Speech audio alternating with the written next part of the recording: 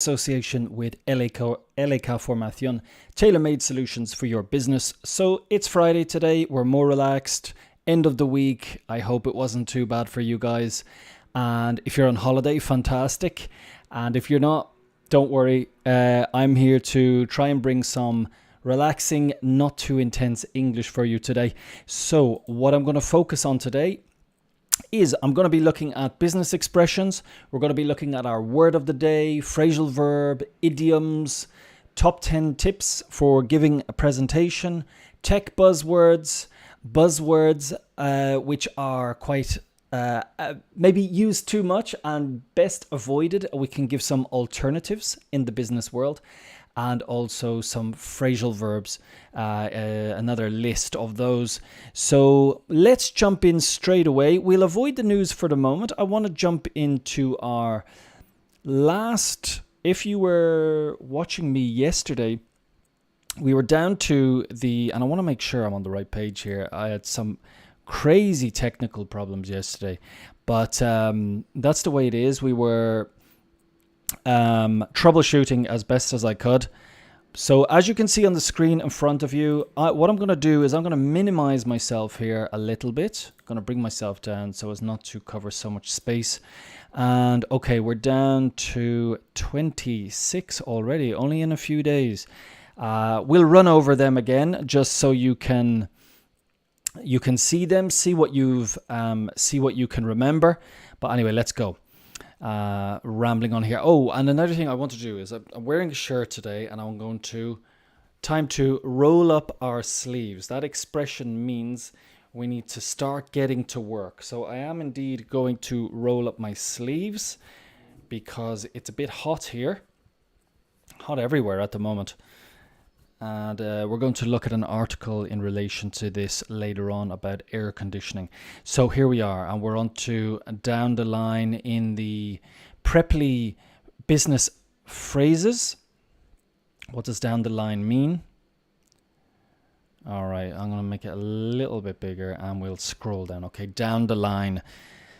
They won't make a difference now, but we will benefit from positive reviews down the line. Down the line is a friendly expression which means at some point in the future. It generally refers to an action that will occur in a few months or years' time, but this time frame is vague. Anything that is promised down the line will almost certainly happen. That said, it is a useful phrase for making promises you can't necessarily keep or referring to results you're not confident in.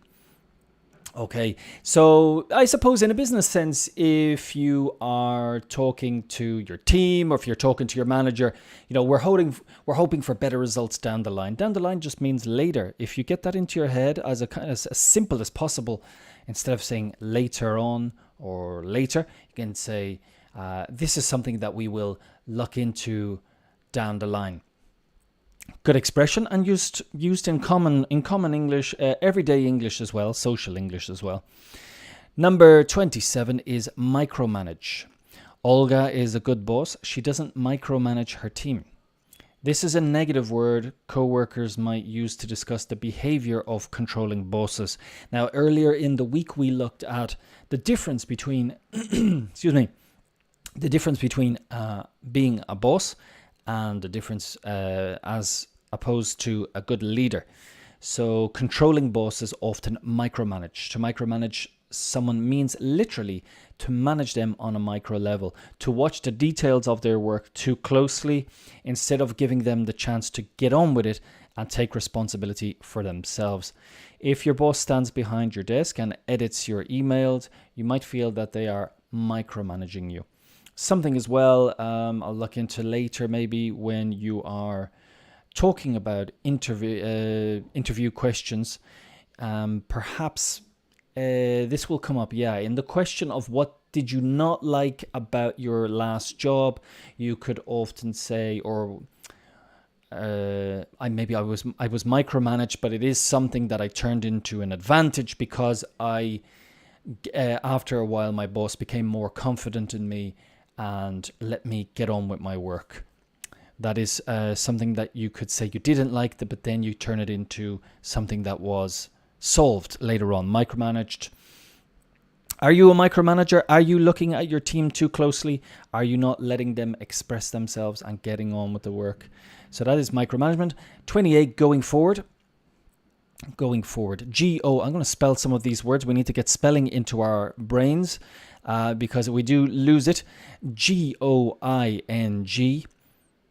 F-O-R-W-A-R-D. And yesterday, again, I was looking at the NATO alphabet. So I'm going to drill this into you guys, but in the sense of helping you. Okay, so if we have going forward in the NATO alphabet, I'm going to bring that up again. G for golf, O for Oscar, India, November, golf, Foxtrot, Oscar, Romeo, Whiskey, Alpha, Romeo, Delta. Of course, in your own country, you do have these. You have these in relation to your own country. Perhaps here in Spain, it's using city names. But if we think about things on an international level, it can get quite frustrating, uncomfortable when when somebody asks you to spell something and you realize, oh, I learned the alphabet. It's the first thing I learned. And guess what? The first thing you forgot was it's simple letters. So if you want to make sure, get it into your mind, the NATO alphabet. What I'll you know what I'll do? I'm just going to bring that up now because you're thinking, what is this guy talking about? NATO alphabet, phonetic alphabet. Of course, you have it in your own country, but it's not going to mean much to people when you're talking to someone from, let's say, Malaysia, Brazil. If you're doing work in India, if you are from Italy, if you're from Spain, they're not going to, maybe they'll find it difficult. So what I need, if I go back, is I need the images, so then I can click on an image. So that is, okay, let's visit this website and we hopefully get the picture. No, we're going to have to go out again. This is too. So what I'm doing here is I'm scrolling down, but that's a video. I don't want a video. Okay, this might work. Can I visit this? Of course. All right, excellent. I have no idea what that said. Let's get rid of this. To get rid of something on your screen, or these pop-ups, you get rid of them. Is the phrasal verb we use to get rid of something. So, okay. We'll just run through. Alpha, okay. A for Alpha, B, Bravo, C, Charlie, D, Delta, E. I'm going to zoom out so you can get the full picture. Delta, Echo, Foxtrot, G for Golf, H for Hotel, I for India, J for Juliet, K for Kilo, L for Lima, M for Mike, N for November, O for Oscar, P for Papa, Q for Quebec, R for Romeo, S for Sierra, T for Tango, U for Uniform, V for Victor, W for Whiskey, X for X-ray, Y for Yankee, Z or Z for Zulu, depending. Okay, I know, for example, this in Spain can cause problems. The V, because it's pronounced like a B for most people here. Then, okay, so let's go back. Where was I? The business expressions going forward. So G for golf, and the best thing to do is probably just the first two letters. You just say G for golf, O for Oscar, and then your counterpart, wherever they are on the phone, gets the idea of what you're going to do. Okay, so we need to find out if increasing the budget will be sustainable going forward. Going forward, I want to work on your time management. The phrase going forward is extremely common in business English, especially in emails. It is more formal way to say from now on, from now onwards, from now on as well. It refers to an action that will start now and continue in the immediate future indefinitely. Going forward. Okay, let's go. L for Lima, E for Echo, Tango, Golf, Oscar. I cannot stress the importance of learning the how useful learning the alphabet has been to me. While here in Spain, while they have their own way here of using the on the telephone, as I said before, I have a complicated name, James O'Reilly, especially for Spanish people. So the alphabet explaining has been invaluable to me. Let go. We need to let Simon go. He has been very late almost every day this month. Due to budget cuts, half the video team has been let go. Let go is a gentle way of discussing employees being fired or made redundant. It is more commonly heard than fired, since it is considered much more polite. Yeah, I mentioned this before when we're talking about redundancy, or let go is better than fired. Fired is generally when you do something bad. It's an immediate decision generally. The word let sound like it could refer to, yes, the word let sounds like it could refer to someone leaving their job willingly, but this is not the case. Let go is never used to talk about someone who has left the company by choice. If there are rumors that employees might be let go at your workplace, here's our handy guide on how to message recruiters on LinkedIn. Okay. So, and then we are down to the final one, close of play. CLOSEOFPLAY.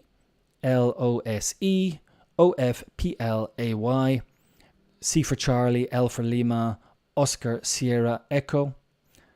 Next word, Oscar Foxtrot. Next word, Papa Lima Alpha Yankee. Okay, so it all sounds a bit strange at the moment, I'm sure, but trust me, very useful on the phone. If you are, and also if you're having a bad day with your English, this can be very, very useful. Okay, especially emails and getting a name correct.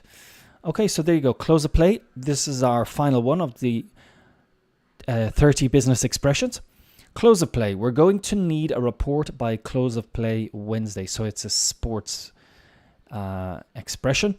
This is one of the many English idioms which was stolen from the world of sport. In cricket, close of play refers to the end of a day's match. In the office, it refers to the end of the working day. As you might guess, it is often heard in countries where cricket is played, such as the UK, Australia, but rarely used in the US. The US has its own particular sports idioms. For example, let me give you a few you could use. So one used, and they're using typically baseball and American football. So a baseball one would be home run. So you hit a home run with a business deal, and a home run is when you knock the ball in baseball, you knock the ball out of the park and you get to go around, and it's basically the best thing you can do is hit a home run. So when you hit a home run in some way in business, it means you did very well, you did exceptionally well. So if you can imagine doing a deal, you expect to get a $5 million deal done, but you exceeded expectations and you got 10. So you really hit a home run, or you got more people involved. So that's a home run. Another one would be to fumble. This can be used as more international, but to fumble is to drop the ball. You fumble. So if you fumble a deal, F-U-M-B-L-E. F-U-M-B-L-E. So that's to fumble a deal, like dropping the ball in sport. If you've messed it up somehow. Let me try and think of more sports idiom, because I was looking at this the other day from the United States. It will come back to me. So I'll come back to that because I don't have the material here in front of me. But I was thinking the other day when we were talking here about let go, be fired, made redundant. These are all words to say that your employer is getting to get rid of. Your employer get rid of you, let you go, fire you, make you redundant. And the other one I thought of that you don't hear very often, but it's very native, is to get the bullet. So if somebody gets the bullet, a bullet is what you shoot in a gun. If you get the bullet, it means you've been fired. So plenty of, that's a more, let's call it social English, like slang. Right then, okay, what I'm going to do is I'm going to pop over to the word of the day. Let's have a look at what this is today on Friday. Hit and miss, these guys are. We'll look at our idiom of the day. This is from English Club. And zero tolerance. Okay, this is, as we can see by the little flag here, it's more of an American expression, but it is used internationally. If something is given zero tolerance, it won't be accepted even once. Because of the school's zero tolerance policy, our boy was expelled for smoking just one cigarette. How can a society based on Christian morals and forgiveness of sin have a zero tolerance approach to petty crime? Petty crime is small crime. How can a society based on Christian morals and forgiveness of sin have a zero tolerance approach to petty crime? Yeah, I think this came, I'm not sure if this came in with Bill Clinton in the United States, a kind of zero tolerance approach to crime. So in your office, you could have a zero tolerance approach to certain things, behavior, swear words, people cursing in the office, smoking or something. So it's when you have, there is no tolerance policy to something. Okay, and another one I do remember in relation to this, something similar. Again, a sports idiom was 3 strikes and you're out. So this was, the Bill Clinton administration brought in relation to crime, which was, and this is related to sports, baseball again. When you miss the ball, it's a strike. So what this meant was, if you commit 3 crimes, you are going straight to prison. So that was the 3 strikes policy. So no matter what you did, if you did 2 bad things, the next time you did something, it doesn't matter how petty or how small, you're going to jail. That is the zero tolerance. What about your business? In business, does your company have a zero tolerance policy for anything? What about in your household, perhaps, where you live with your parents, or you live in your own family? Do you have a zero tolerance policy for anything? Okay. I have a zero tolerance policy in this house for some things, but it doesn't get listened to. Like, turn off the light, it doesn't get listened to. I was looking earlier. I'll talk about that later, because it's something I want to mention. It's in relation to an article about saving energy. Phrasal verb of the day. Let's have a look. To put in. Okay. Again, phrasal verbs can be all about context. Okay. So put in. To install a large piece of equipment into a room, a home, or a building. Okay, excellent. In my case, I'm having windows put in soon, hopefully. I've just had a solar heating system put in, and it works perfectly. Put in something. If you put in a $10,000 swimming pool, the property's value will increase by about $30,000. Put something in. How much would it cost to put a new kitchen in? Okay, so generally, if you are doing work at home, if you're in the office and in your office, you work in a hot country, maybe they're putting in special windows to protect against the UV light or block the sun, something like this. Putting in, if generally now we're working from home, WFH, Whiskey Foxtrot Hotel. We're working from home, and we got neighbors. Maybe what they're doing is they're having a new kitchen put in. They're having work done, and we're hearing lots of noise. So if you want to apologize to a customer, if you want to apologize to a colleague, you say, "I'm sorry for the noise. My neighbors are having a new kitchen put in, so there's a lot of drilling, a lot of noise." So that is something to put in. Of course, you can say in a business sense, you can put in the effort. We need you to put in the effort. So it's all about context, okay? Try and look at the phrasal verbs as more expressions, because if you try and think of them as two grammar it can bother people. Slang of the day, social English. Veggie or veggie. Okay, let's see what this is. A vegetable, okay. The meal was okay, but we would have liked some more veggies with the meat. Veg, yeah. It's really important to eat lots of fruit and veggies. Okay. Yes, that's true. You will hear, talking to people. Often you'll have the typical, quite frustrating for people in Europe when they go to the UK. The typical meal is all on one plate. So when you go to other countries, you'll have a first course, second course, third course, and then dessert or something like this. You could start with a starter, a soup, and then you have your main course, and then you might have a cheese course, or you have something else, and then you'll have your dessert. Whereas in the UK, you eat what's on your plate, and you're not sharing, and so this is quite frustrating for a lot of people. But the expression or the term a lot of people say is meat and 2 veg. So that's what's expected on a UK dinner plate, is you got some sort of meat, chicken, beef, whatever, could even be fish, and then your vegetables, meat and 2 veg.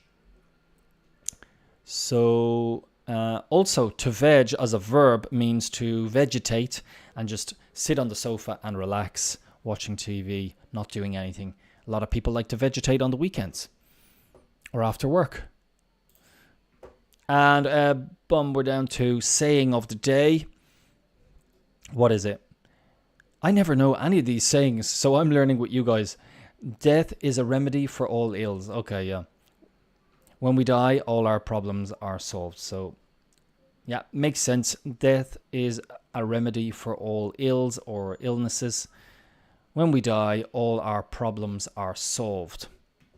Yeah, I like seeing these ones because I never heard of it myself, but it's death is a remedy for all ills. All right, so where are we going over here? So what have we gone through? We have gone through the 30 business phrases, and we're going to quickly go down and just have a look. So back to this. So do you guys remember what it means? I'm going to give it to you as quick as possible, and you guys can obviously look back through the video and pause the video on it. Cut corners is to do something without paying attention to details. If you think about building your house, you're cutting corners by paying less money and not getting the best possible material. Back to the drawing board, where something is not accepted and you have to go back and start the project again. Call it a day. Number 3 is let's finish work. Workflow is the amount of work you have. Touch base is to get in contact with someone. Reach out is to get in contact with someone as well. Keep me in the loop, keep me updated. Drill down into something is look into something more detail as of yet, at the moment. Forward planning is planning at the end of the day. Yes, it's very common in social English.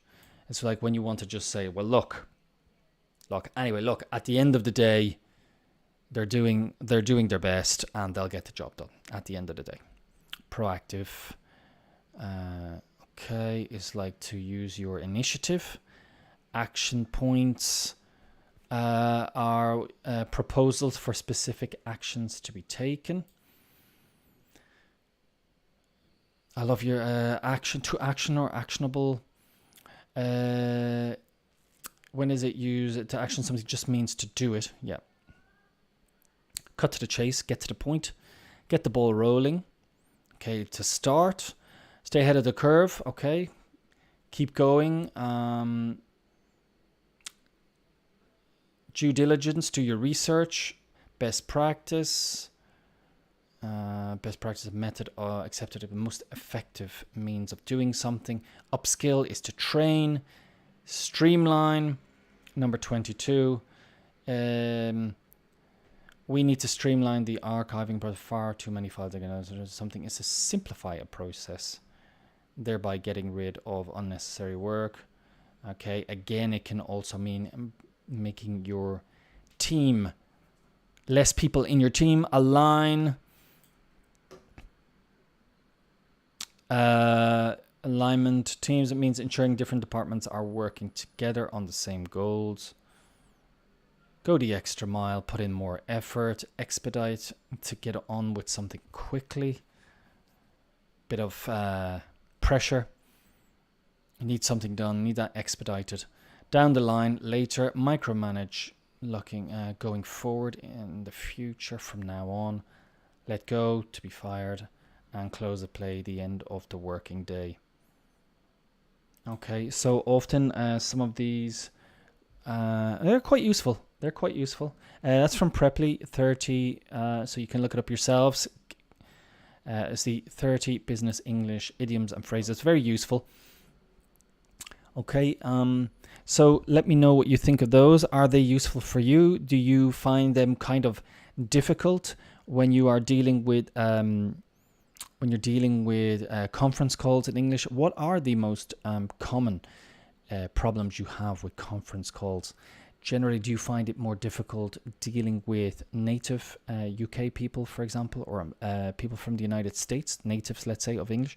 Or is it easier for you to actually understand foreign non-native speakers when they speak English? Sometimes it can be. I do remember when I was doing my Erasmus, which is the program they have for universities to go to a different country to learn the language, go to school, that often with the foreign students, I understood French really, really well. And then with the French people, it was very, very difficult because they were using their social French, colloquialisms, speaking very fast, slang, all this kind of thing.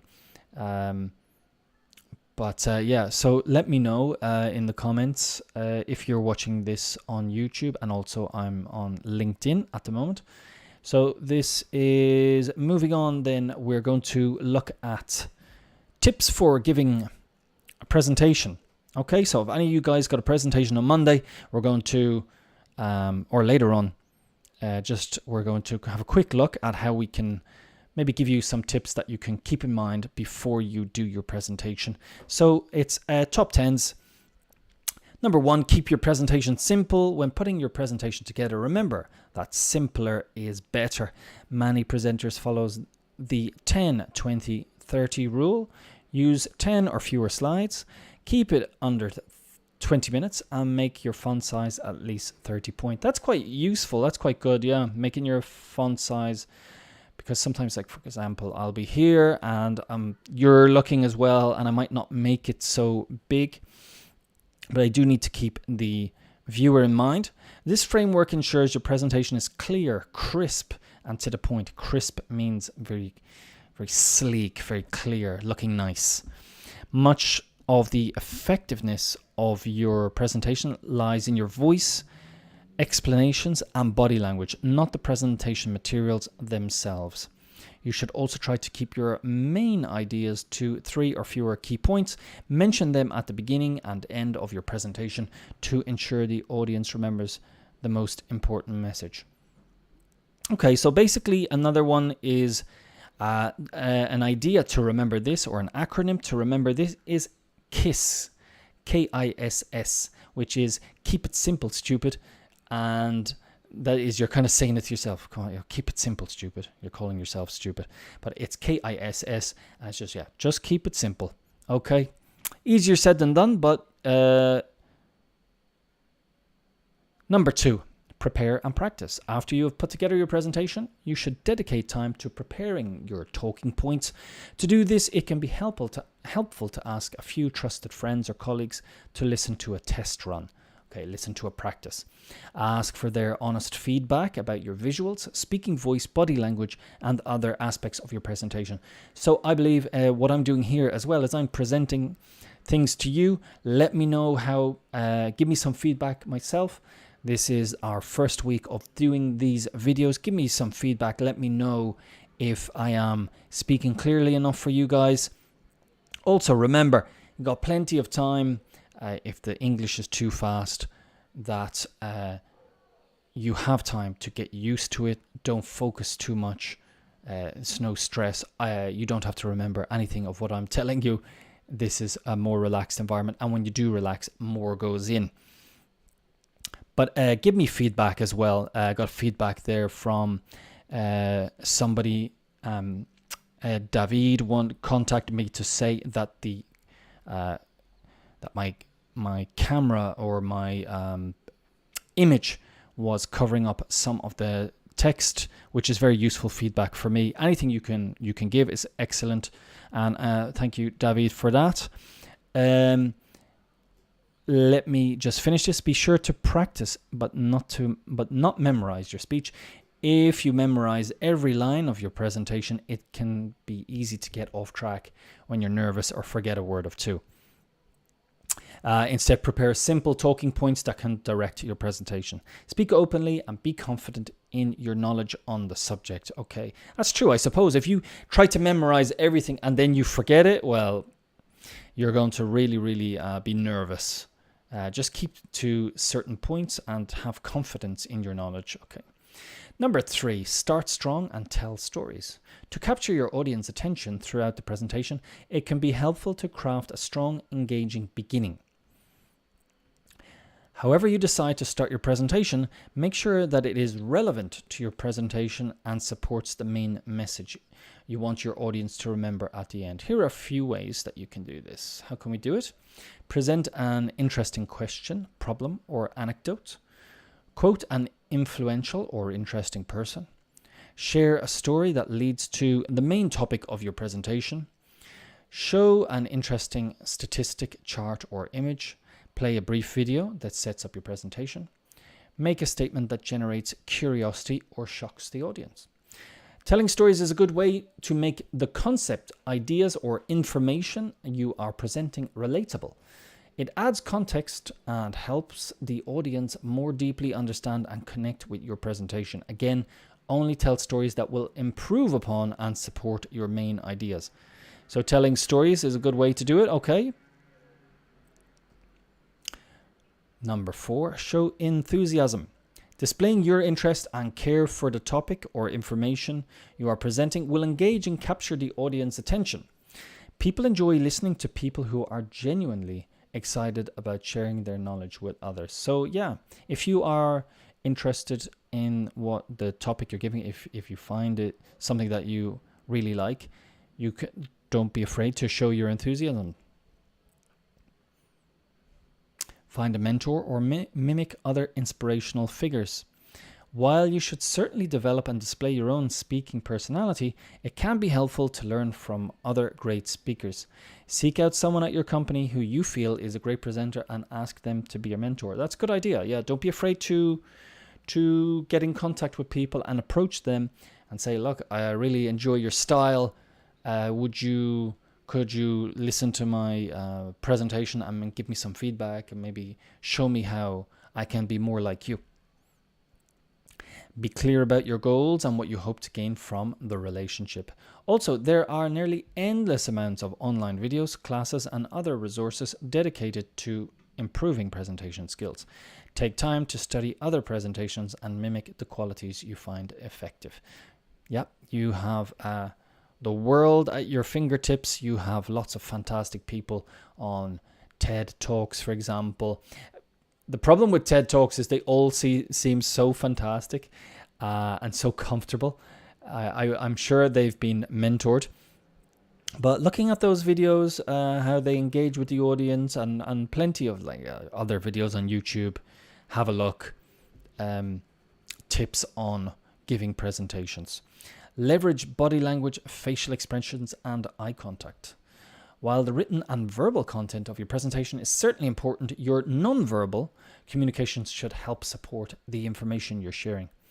Calmly move around the stage or floor where you're presenting instead of staying in one place. Make your movements flow with the presentation instead of being distracting. Avoid placing yourself behind a podium or table if possible. So don't stand behind something, be more open on the floor or on the stage. Make eye contact with the audience to make your presentation feel more personal and professional. Maybe a good way to do this is pick And if you don't want to look at people directly in the eyes, you could try and just look at towards, just over their heads at the back of the room. Make eye contact with the audience to make your presentation feel personal and conversational. Exactly what I'm saying here is you're looking at the audience. If you can, or if you have people that you can make contact with, that's fantastic. Sometimes people will feel a bit nervous because you look at someone and they're like, why are you looking at me? And then you get nervous. Like I said, you could just look at the top of their head, or look at their forehead, or look towards the back of the room. Whatever works best for you. Use gestures and facial expressions to support moments when you're explaining a concept or showing excitement about a topic. Stand up straight with your shoulders back and arms unfolded to display confidence, to make the audience feel welcome into your presentation. One thing I see quite often is people doing this, because doing this can be quite aggressive. Pointing your finger. It's like one of the most important points that we need to... this I noticed when I look at politicians, often turned into doing this. Instead of doing this, which can be seen as like, I am telling you, this can be the new pointing. Quite useful. Use visuals. If a concept can be supported or more easily explained with a visual aid, use them in your presentation. Pictures, videos. While you will likely have slides that support your presentation visually, it can also help to have infographics, charts, photographs, videos, drawings, or renderings if it makes things difficult or more complex in any way.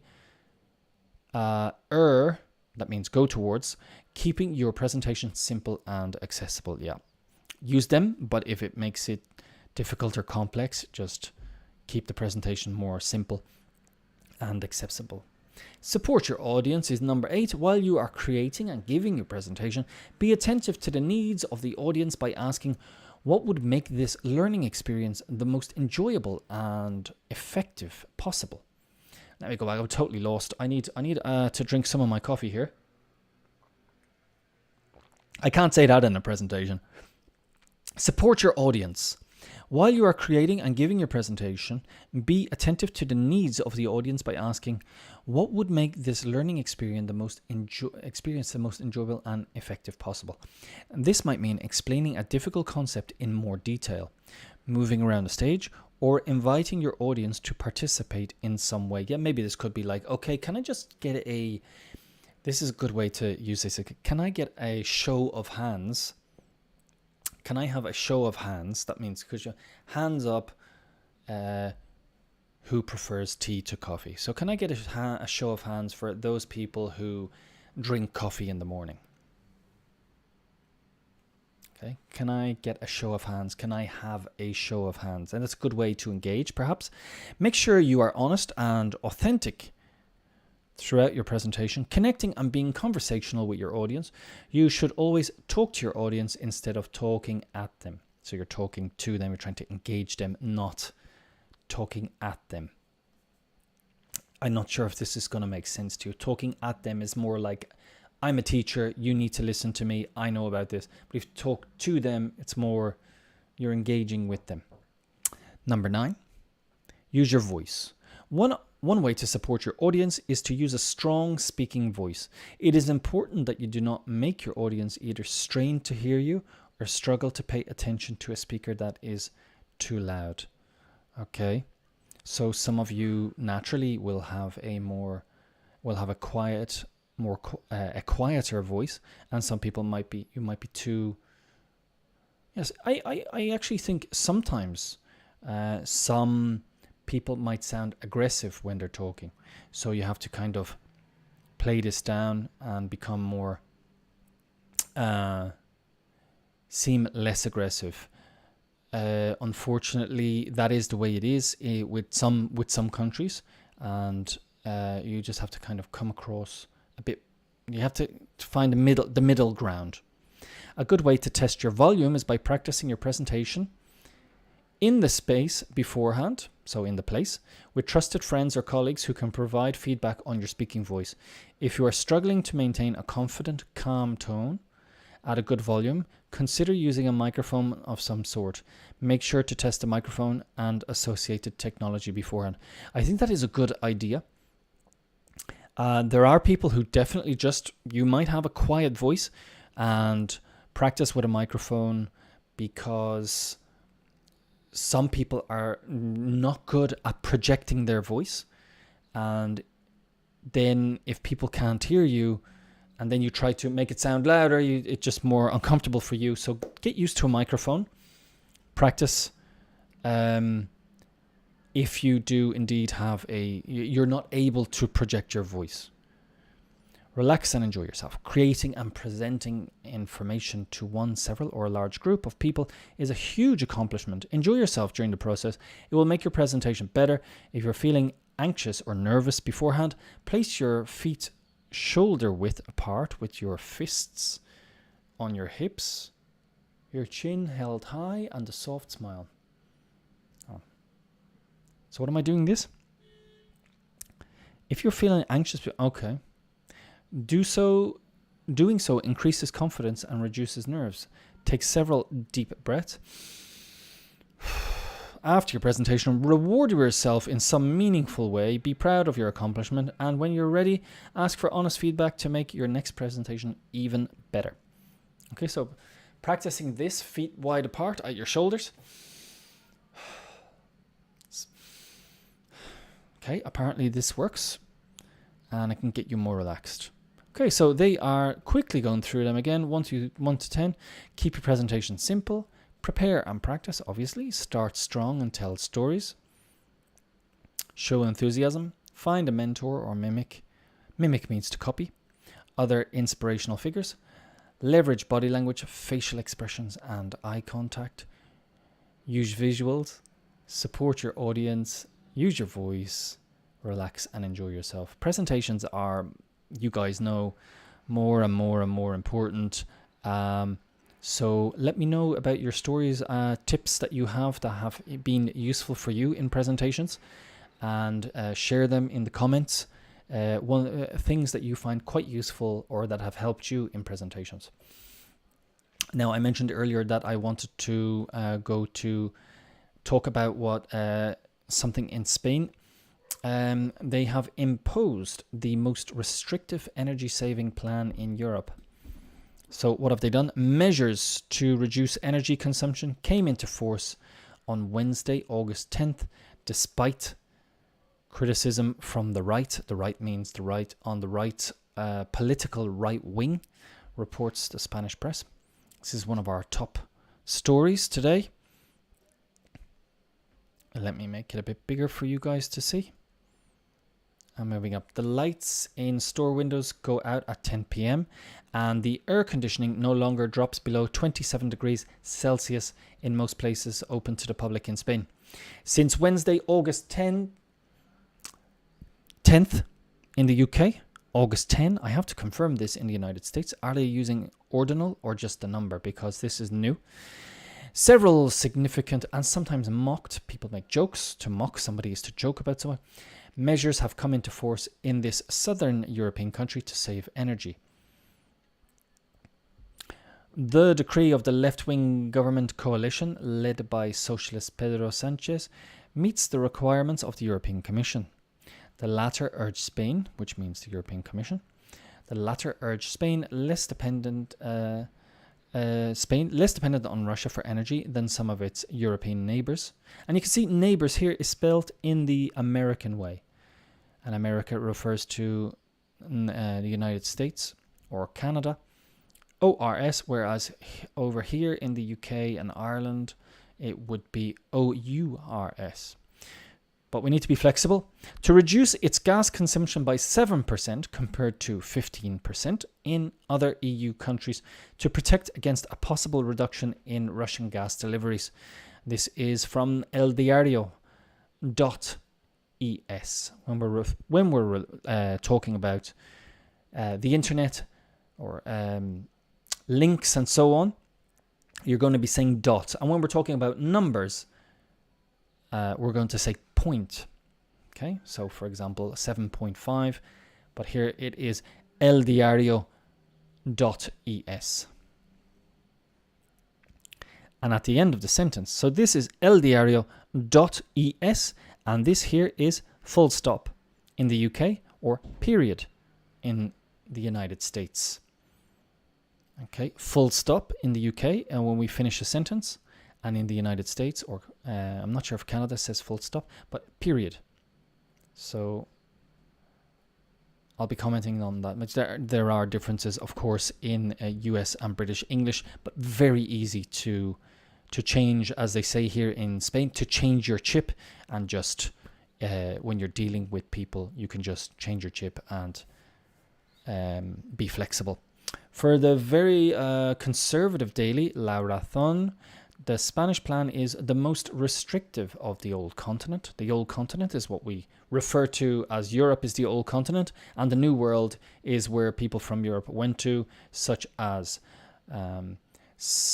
emigrated to the United States, to Canada. Europeans emigrated during the 1700s, 1800s, Australia. These South America is what we call the New World. If you think about it as wine as well, Old World wine is from Europe, and New World wine is from Australia, South Africa, South America, the United States. So that's the Old World, and the New World is what we in the English language. The measures taken by the Ministry of Ecological Transition exceed all those implemented so far in other European countries, which had only applied restrictions at regional or municipal level. So that's local level. The newspaper close to the Spanish monarchy cites France, where the executive is planning an emergency plan on this subject after the summer. In Spain, opinions are divided. In the eyes of the centre-left daily, which means newspaper, El Periódico de Catalunya, pedagogy can prove more fruitful than laws. Energy saving starts at home by teaching children to turn off the light. And this is what I was talking about earlier on. I have so many problems trying to, and it was the same for me. I think it's just a parent-child thing that children only learn to turn off the light when they become adults, and then they tell their own children to turn off the light, because I can't, my children just won't turn off the light. Well, my older boy, he's almost 8, and it's incredible, but it's amusing because I think I was exactly the same, and I think when he's a parent, or when he's older, he'll only remember as an adult. So teaching children to turn off the light, and by encouraging office workers to turn off their computers when they leave their place of work. Okay, do you turn off your computer when you leave work? I think a lot of people bring, you're working from home now, maybe you're more conscious of your electricity bill. Does your company help you with your electricity bill? What is the situation in different countries? I would like to know, because, for example, many companies are helping with electricity bills, perhaps internet. Some companies are paying for the internet for their employees. Maybe in some countries it's a legal requirement. So let me know in the comments what it's like in your country. Do you get support from your business to pay the bills, to pay the internet? And also, are you more conscious of saving energy because you work from home? WFH. Let's go on. Measures will be enforced until November 2023. These government measures entered into force. What's another way we could say this? Entered into force. These government measures were rolled out in the middle of a political storm between the central executive and the Popular Party, PP, on the right, the main opposition party. So here in Spain, you have the opposition party is the PP, and the party in government is the PSOE. Papa, Sierra, Oscar, Echo.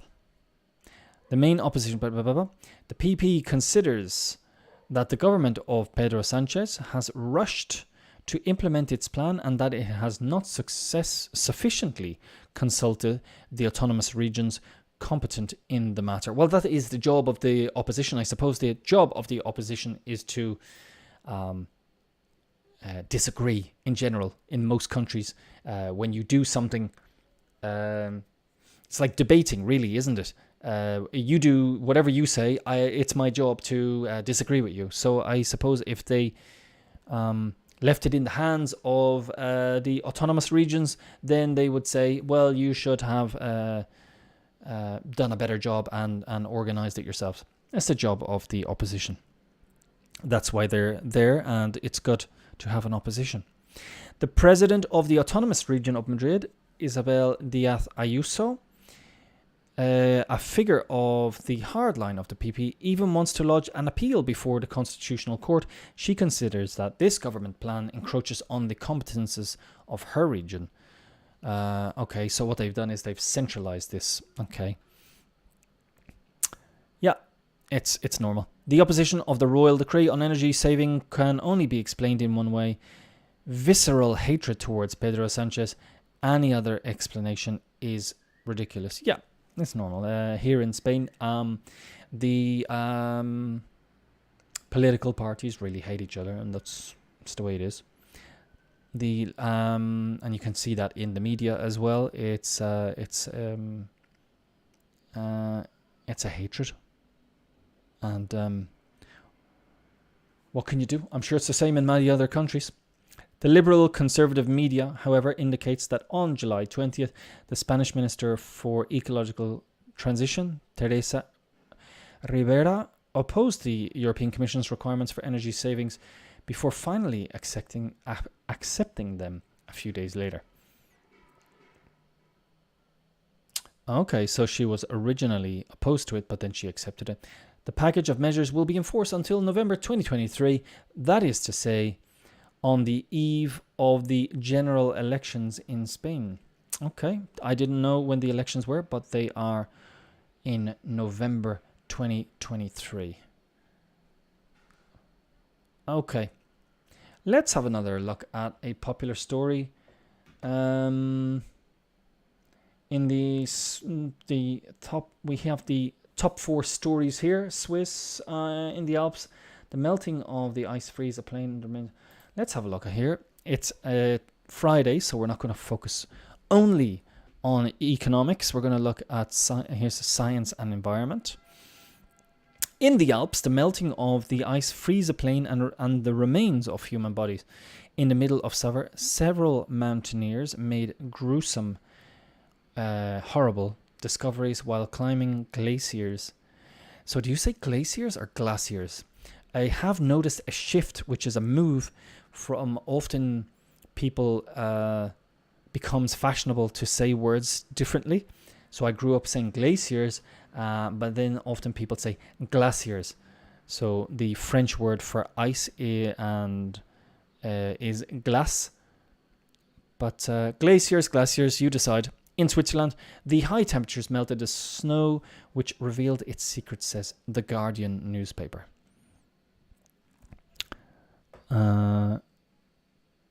Let me zoom in on this picture. Here's some. Is this cloth? Looks like cloth. Okay. The extreme temperatures hitting Europe are causing the melting of Swiss glaciers and consequently the discovery of vestiges sometimes older than half a century, 50 years. These finds are, by the way, is a story from the Guardian newspaper on the left in Britain. These finds are accelerating. 2 human bodies and a plane wreckage have been discovered by chance in recent weeks. So this is a tweet from Mylène Leroy, if I pronounced that correctly. Subfossil guy. Following current ice down wasting, an old crashed plane has been discovered this week on Tuesday at Concordia on hashtag Aletsch Glacier, the largest alpine glacier. Origin of the missing plane is still unclear. So you would need, I suppose, a registration number on the plane. That is a tweet. We call that when somebody sends something out on Twitter. Let's just have a look. And this is at subfossilguy. And this is in English hashtag. HASHTAG hashtag. Blink.ch. Okay. On human remains dating back to at least 40 years, on August 3rd, two French mountaineers who were finding their way around using an old map took a path that had fallen into disuse. They were climbing the Chesgen Glacier in the south of the canton of Valais when they discovered the bones of a person who probably died in the 1970s or 1980s. You could also say in the 70s or 80s. A week earlier, another body had been found at the Stokji Glacier near Zermatt Station, northwest of Matterhorn. In both cases, it is still too early to identify the bodies, thanks to results of DNA tests, according to the Valais police. The latter, which means the police, the latter will nevertheless be able to compare the analysis to the list of some 300 people who have disappeared in the Alpine region since 1925. And two heat waves and a rising glacier. During the first week of August, it was a mountain guide who discovered another remnant of the Alpine glacier. It is the wreckage of a plane, a Piper Cherokee, which crashed on the Altesh Glacier in June 1968. The bodies of 3 people killed in the accident had already been found. Okay. And finally, after a winter with little snow, the Swiss Alps had to face 2 severe heat waves. During that of last June, the minimum altitude at which the water turns into ice was 5,184 meters. During other so-called normal summers, the ice appears at 3,000 or even 3,500 meters, warns The Guardian. Okay, so global warming, climate change, the glaciers are melting and things are being discovered, these tragedies. So I want to, we have done our business phrases, we have done our word of the day, we've done our tips for presentations, and finally I want to look at 8 tech buzzwords you need to know in 2022. People listening, I got lots of people in the tech industry, so I want to look at the buzzwords that I am discovering and you probably know, and for people who don't know, so we're going to quickly look. And number 1 is metaverse. Metaverse refers to a shared and immersive virtual world where people can access through computer screens virtual reality, VR, or augmented reality, AR headsets. So metaverse was first coined in the book Snow Crash from 1992. Tech giants such as Microsoft, Meta, which was formerly Facebook, and Apple have already begun their journey to contribute to the creation of the metaverse. What do you think, guys? Is the metaverse going to take off? Is it going to become popular, or is it just kind of something fashionable at the moment and it's too early? Next one is Web3 in our let me move out here. In our tech buzzwords, Web3. Web3 is a, what am I going to do? I'm going to get rid of this. Boom. Get rid of it. Web3 is a concept for the potential next phase of the decentralized internet that is based on blockchain technology. Unlike the existing Web 2 model where big giants like Facebook, Google, and Apple control the platforms and applications, this new model will provide users with more control of the platforms. Web 3. Yeah, that'd be quite interesting. I think a lot of people feel that these tech giants have too much control. Decentralization refers to the transfer of power and operations from central authorities, such as companies or governments, to the users. It is aimed to change everything from the organizational structure of industries and markets to functions like content moderation of platforms, Twitter is currently working on developing a decentralized common standard for their social networks called Blue Sky. So what is this doing? Power from central authorities such as companies to the users. Okay, Twitter is working on that. Let's see what happens if Elon Musk is forced to buy the company. Will he continue with this? That's going to court, I think, in Delaware next at some point. Decentralization. DAO, Decentralized Autonomous Organization. A decentralized autonomous organization, DAO.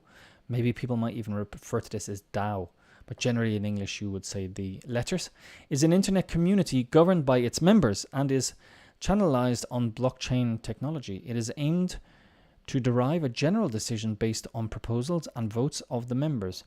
DAOs use smart contracts, pieces of code that establish their rules and automatically executes decisions. Interesting. Okay, DAO, Decentralized Autonomous Organization. A community governed by its members. Okay. NFT, you might have heard of this. It's very popular, has been. Non-fungible tokens, NFTs, are a typical type of digital asset created using blockchain technology that represents the ownership of an item over the internet.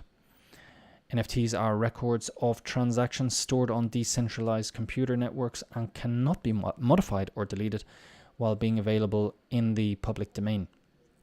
They can be exchanged for real money in the form of cryptocurrency or another non-fungible asset.